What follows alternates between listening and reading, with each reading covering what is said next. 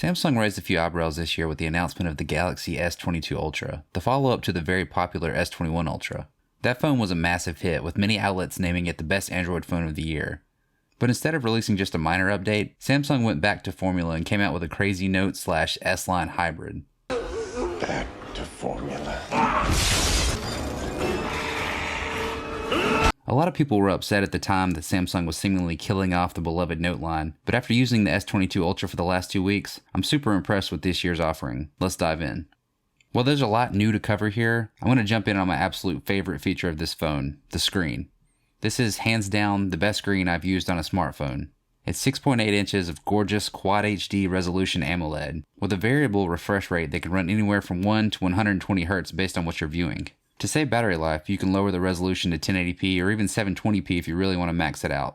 Everything is just so enjoyable on this screen, from Netflix content to YouTube to just browsing the web. It all just looks fantastic with perfect blacks and rich colors.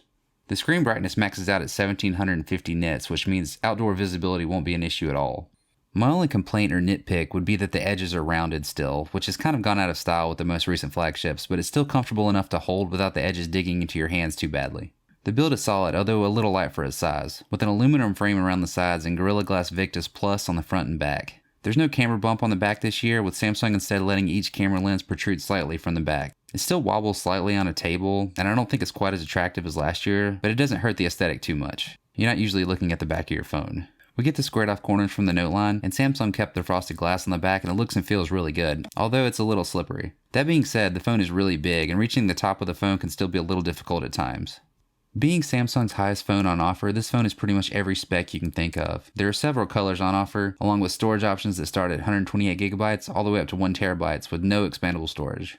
Make note that all the higher storage offers come with 12GB of RAM, while the baseline 128GB storage only comes with 8GB, which we'll touch on later.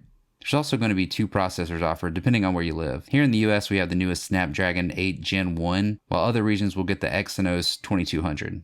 These seem to be pretty close in benchmarks, with the Snapdragon pulling slightly ahead like previous years. I'll list the other specs here on the screen, but the main standout ones to note are IP68 dust and water resistance, 45W wired charging, a 5000 mAh battery. Oh, and now there's an S Pen.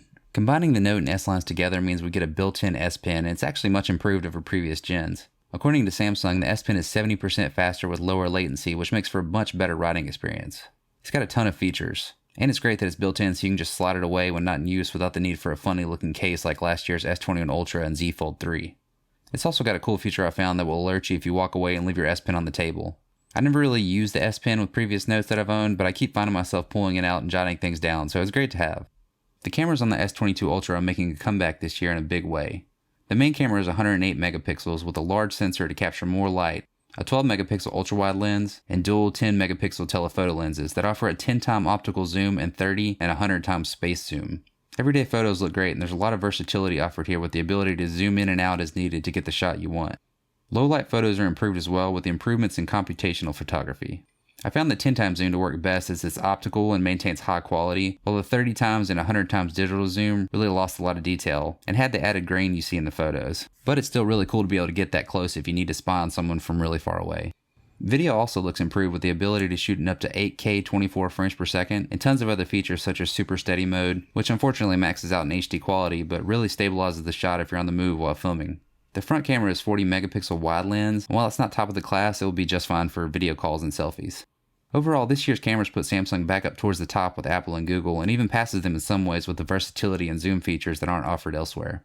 The S22 Ultra is one of the first phones to feature the Snapdragon 8 Gen 1 chip, and the phone doesn't disappoint in the performance department. Opening and closing apps feels snappy, and everything just flows when you combine the performance with the 120Hz refresh rate screen. Games run pretty much without a hiccup and look great on that large screen too.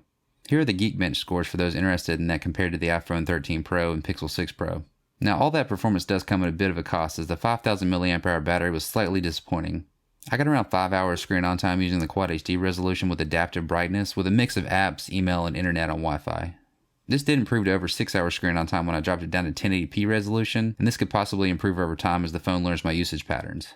I'm not completely surprised by the average battery life, as this is a huge screen with a high refresh rate, but it is down a little bit from last year's S21 Ultra. But still, overall, it should get you through a full day of use. So where do we stand with the S22 Ultra? I have to admit I was a little let down when Samsung debuted the new Ultra with the new design after how great the S21 Ultra was last year, but after using this for 2 weeks, I'm glad to be proven wrong. This is a great phone with a lot to offer and it earns its high asking price. A few last things to know before I sign off. If you have the money, go for the 256GB storage model as you get the added RAM. Second, Samsung released the phone with a feature that was throttling games and apps to help with battery life and reduce temperatures, but they're rolling out an update to fix this after everybody complained. And lastly, Samsung is promising 5 years of security patches and 4 years of Android updates, so you can rest assured that this phone should be good for a long time.